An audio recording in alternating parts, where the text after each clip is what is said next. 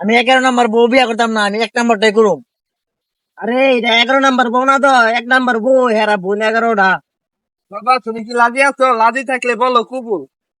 কালো কুকুল কস না রে, কুকুল ক। কুবুল কও। আমি কইতাম না, আমার শরম করে।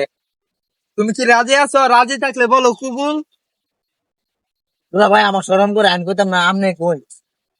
বিয়াই সাহেব সন্ধ্যা তো হয়ে গেল, রাত তো হয়ে গেছে, আজানও দেলাইতেছে, তো চলুন বিয়ার কাজটা ঘরে বসে করা যাক। বিয়াই সাহেব ঘরে যেতে আইসাই বললাম তো, আবার চলুন বিয়ার কাজটা শুরু করা যাক। জামাই তুমি কি রাজি আছো? রাজি থাকলে বলো কুবুল। না আমার শরম করে।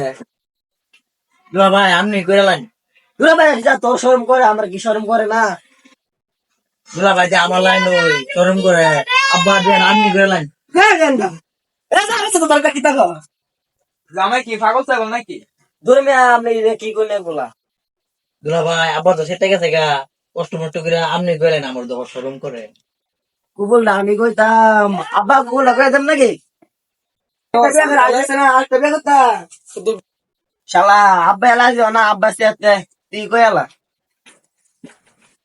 বিয়াই গো মিষ্টি আরে আরে বিয়াই গো জামাই তো কুবুল গেছে মিষ্টি লই আইন। বিয়াই তাড়াতাড়ি মিষ্টি লই আইন।